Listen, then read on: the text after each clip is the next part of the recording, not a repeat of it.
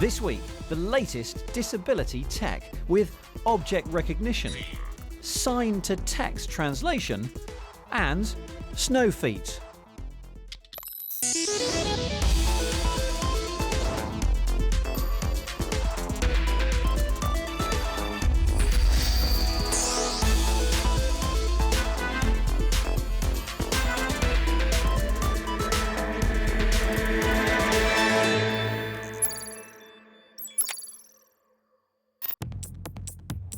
Over the past few years, some of the most fascinating technologies we've featured on the show have been the ones that help people with disabilities. As the world's first bionic games proved, the possibilities now emerging offer so much potential. Whether it be in mobility or in sight or in hearing, we've seen how life-changing technology is now tantalizingly close. But how long until it really starts to impact people's lives for real? This weekend sees the International Day of People with Disabilities, and that's a great chance for us to devote a whole programme to the latest tech developments in the area. We start in Rochester in upstate New York, which has the highest number of deaf or hard of hearing people per capita in the US. The unique combination of this community and the technical institutes in the area is really starting to drive innovation. And Paul Carter went to investigate. Rochester Institute of Technology and its college, National Technical Institute for the Deaf, are now at the forefront of developing and testing new technologies that help deaf people to communicate. One such technology is Uni, an innovation that aims to live translate sign language into text and speech. Uni's co-creator Alex gave me a demo of a prototype the company are hoping to roll out to airports soon. I'm going to start by sticking my hands in here. Just sign the sign for check. I want to check my flight. Wow. Your flight is on time. And as you noticed, it actually came up on the screen when I said that.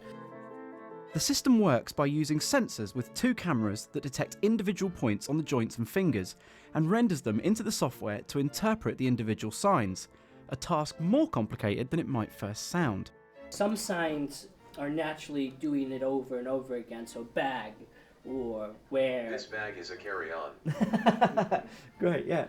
And that's part of the challenge and the complexity of our applications, because we have to be able to filter all of that out. So how does the software know that you're not signing bag, bag, bag, bag, but just bag? Yeah. It's safe to say assistive technology for deaf people has come a long way in a relatively short space of time. Here at the Rochester School of the Deaf, this museum and the items within it really highlight the rate of change of technology that aids communication for deaf and hard of hearing people, from things that look fairly primitive to us now, from ear trumpets to speaking tubes, to the cutting edge technologies such as live translation we're seeing today. The advancement of technology represents an opportunity for the advancement of deaf people in the workforce. RIT and NTID started experimenting with speech recognition in the classroom, so deaf and hard of hearing students who may not know sign language can participate inclusively. Lecturer Chris Campbell's sign language is being translated by an interpreter whose speech is being captured and converted into text to be displayed on the board in real time.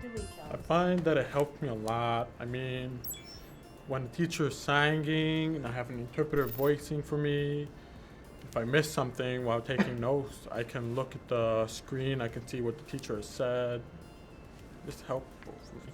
And one of the amazing things I found on the laptop, when you can project it to your screen, you can see the closed captioning on your laptop.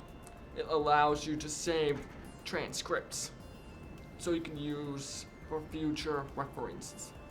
Here at RIT, we provide about 25,000 hours of captioning every year for our deaf and hard of hearing students who are in classes, primarily with a hearing professor who is speaking their lecture. And so we thought, well, one way we can cover those uncovered hours is to use automatic speech recognition. ASR captioning has improved a lot in the past few months. It wasn't really possible last year because the error rate was so high.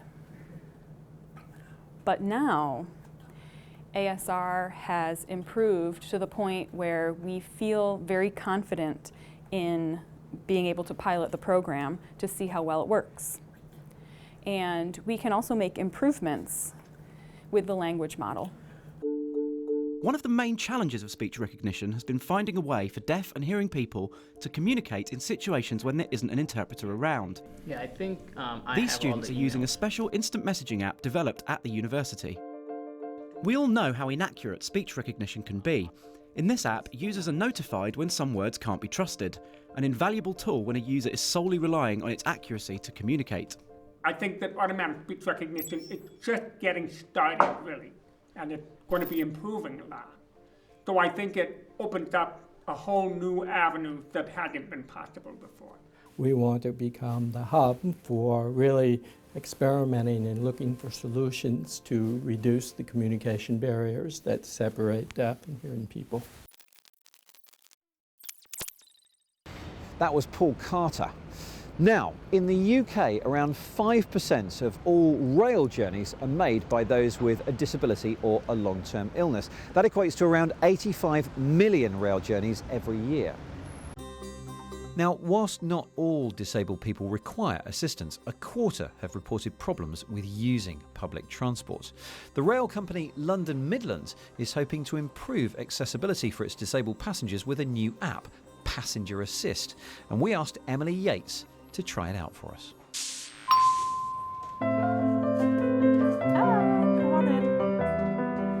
I'm Emily Yates, and I'm just planning my train journey to Birmingham. It requires a fair bit of advanced booking. I'm confident travelling by myself, but I'm not a huge fan of the train, which is actually why I'm making this journey. I've heard about an app in development called Passenger Assist that could be a game changer for disabled travellers. Oh, this is less steep than the other one, isn't it? Thank you. I think anybody watching this who's disabled will probably agree with me that you can have some pretty horrific travel journeys if you're disabled. I've been left on the train before, I've booked assistance and somebody said, yeah, we're going to come and meet you. And then I've been left on the train unable to get off and had to go about 4 or 5 stops down the line to then come back again. So I'm really interested to see what this app has to offer. We are now approaching Jewellery Quarter. Hello. Hi. Thank you. So I've just got this new app that's currently in development and I'm just about to fill in my own profile. The thing that's brilliant about this app is it asks things like, do you need room for a guide dog? Do you have a hearing impairment? Do you need the ramp? Do you need help buying your ticket?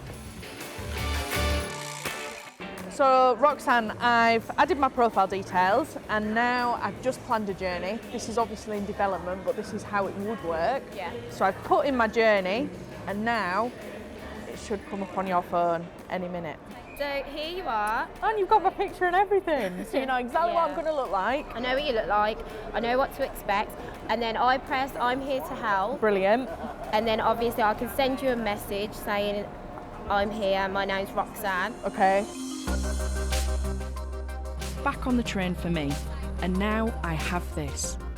Passenger Assist is being developed by startup Transreport under the guidance of London Midlands Lab. We've brought the staff phone on the train too, so we can see how the app works for them. So right now, the phone is tracking both the staff member and the passenger. We're obviously in the same place, so you can see that the 2 dots are quite close together. They're using the technology such as Bluetooth beacons, Wi-Fi, 4G and GPS. We can actually use multiple tools. So you know exactly what carriage I'm in even? Yes, down to the carriage. We can pinpoint less than 1 metre to your location. Wow. And find out which carriage, which train, and the direction of travel that you're going in as well.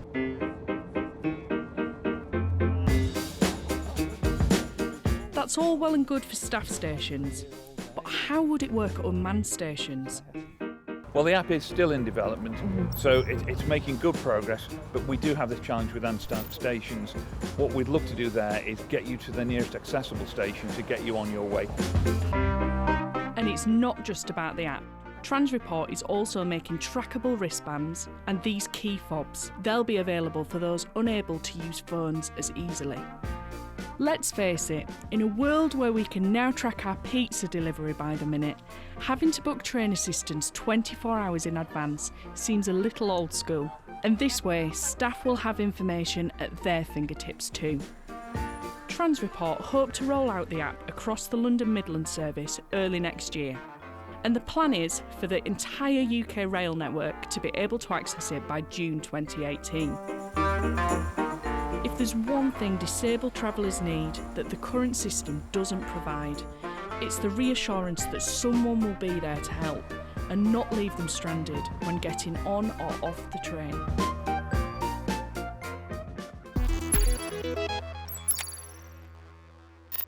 Hello and welcome to the Week in Tech. It was the week that the world's largest lithium-ion battery was turned on in Australia. Assembled by Tesla and designed to store energy from a nearby wind farm, it can power 30,000 homes for 1 hour. An AI robot called Sophia started crowdfunding for more brain power. Instagram revealed that a pregnant Beyoncé picture was the most liked of 2017 so far, and dogs were the most liked face filter. Speaking of selfies, Facebook's new security system may be asking you for one to prove you're not a bot when logging on. And Uber made headlines again. This time it was accused of using ex-CIA agents to spy on rivals also developing self-driving tech. Plus, it was revealed their data breach reported last week affected 57 million users' details. Robots have been flexing their muscles, lifting 1,000 times their own weight. These origami-inspired bots from MIT mimic real muscles, being built with soft materials to make them a bit more human-friendly. Universities across the world are working on these types of highly dexterous robots. And finally, good old-fashioned Lego is getting its own augmented reality app. The Lego AR Studio will bring to life some of the most popular sets. So just as you thought that the kids were sitting happily not having any screen time, well, out comes the app.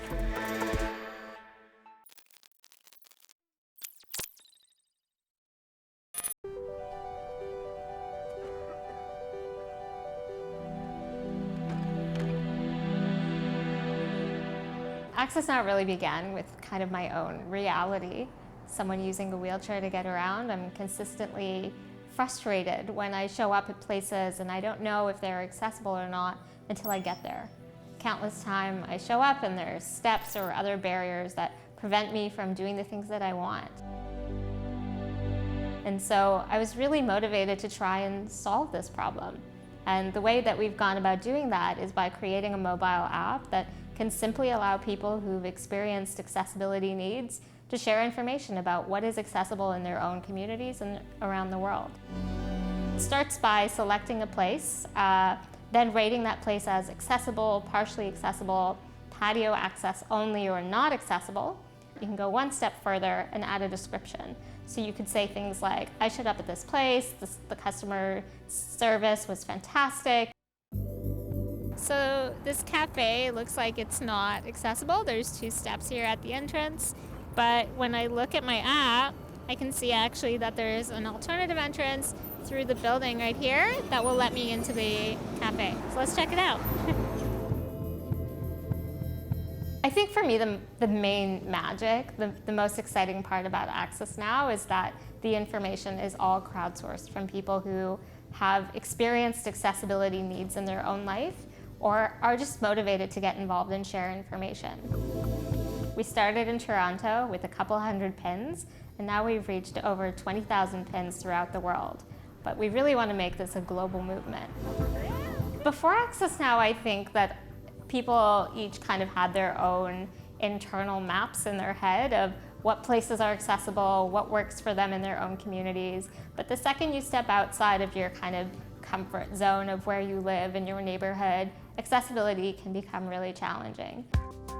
There are many times where people who have mobility needs, they're isolated in many ways, and it's simply because, you know, from the way that I see it, it's not people who are disabled, but it's our environments that are disabling.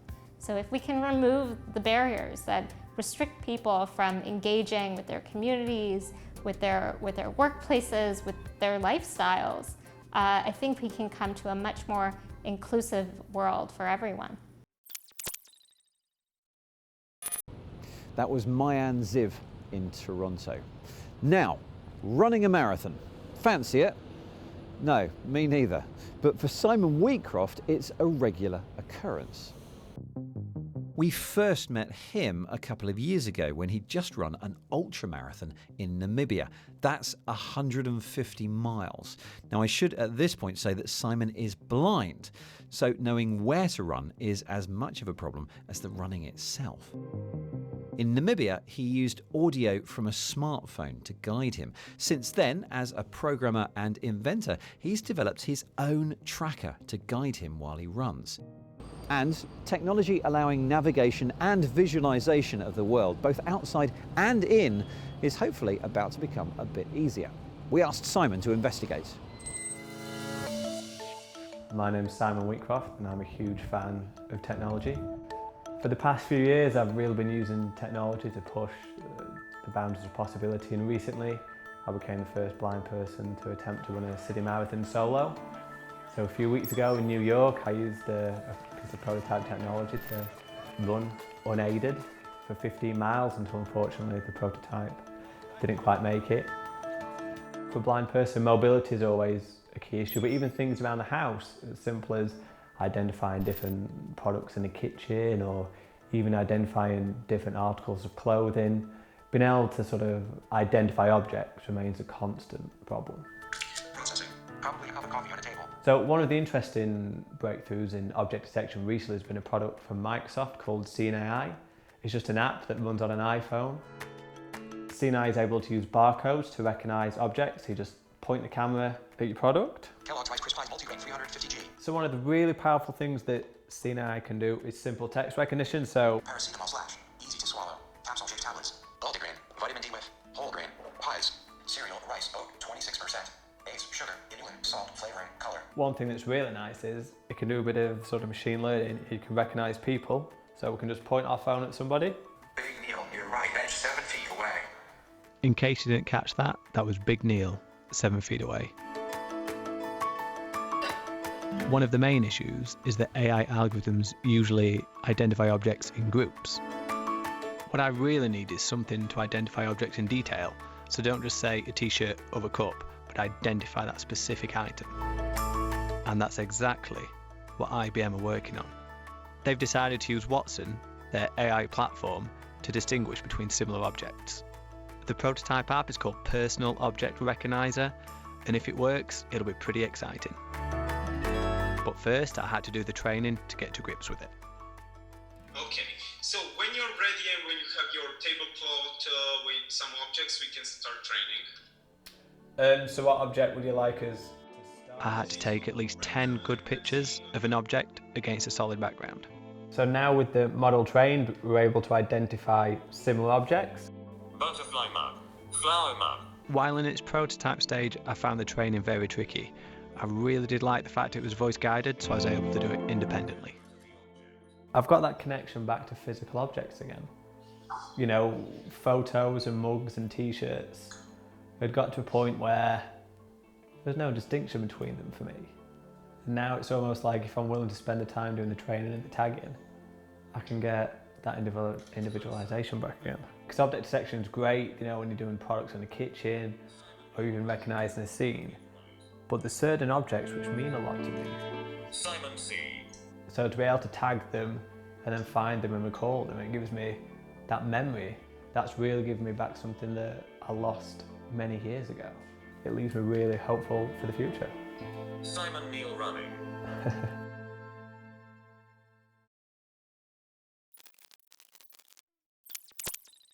That was Simon Wheatcroft, and from Simon's running guide to full-on robotic limbs, we're seeing more and more tech advancements that promise to help disabled athletes to compete in sports that were previously inaccessible to them.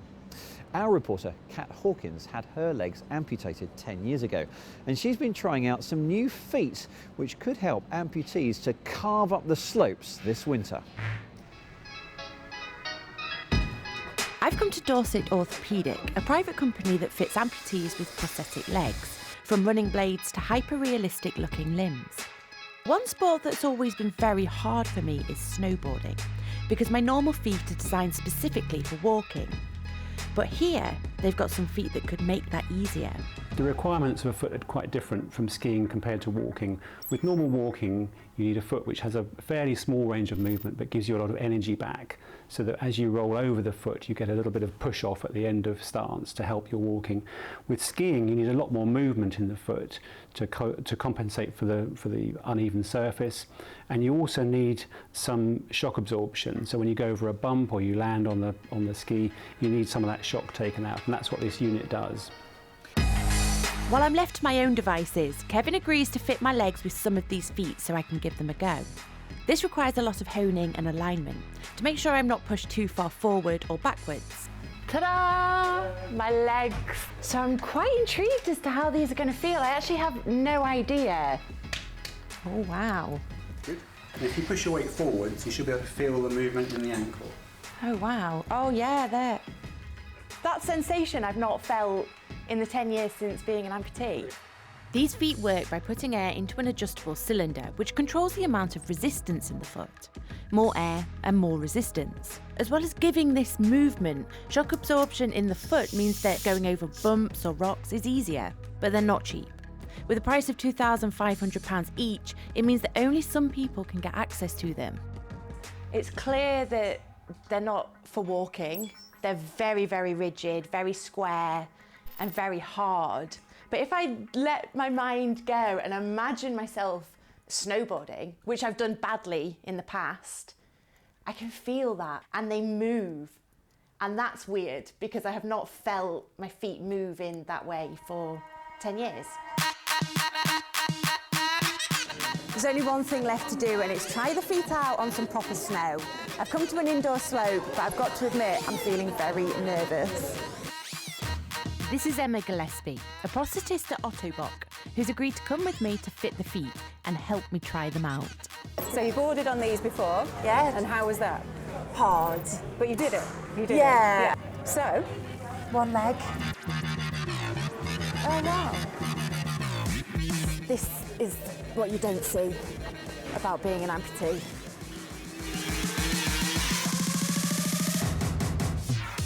When I've snowboarded previously on my normal walking feet, it's been really difficult, but these offer much more. And the way they're set up offers a natural bend in my knees, a stance that is almost impossible on my usual legs. Okay, here we go. Oh, she's going. Try and think about your posture a bit.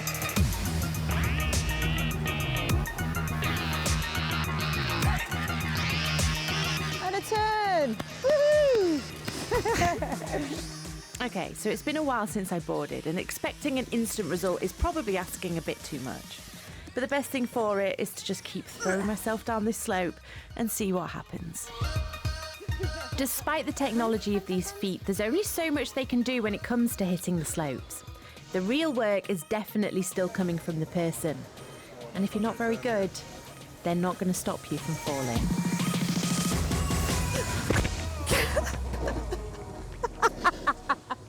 I mean, I'm soaking wet. That last fall has drenched me. But it's been amazing. When you merge technology and disability, it's about giving people independence and the feeling that they can try things that they perhaps thought weren't there for them. So it's fun. But now I want these feet, and they're expensive. That was Kat, and that's it for this special programme for the International Day of People with Disabilities. Now, we'll obviously carry on reporting on this stuff throughout the year, as we always do, but you can keep a special eye on the BBC's disabilities stories at bbc.co.uk/news/disability. Thanks for watching, and we'll see you soon.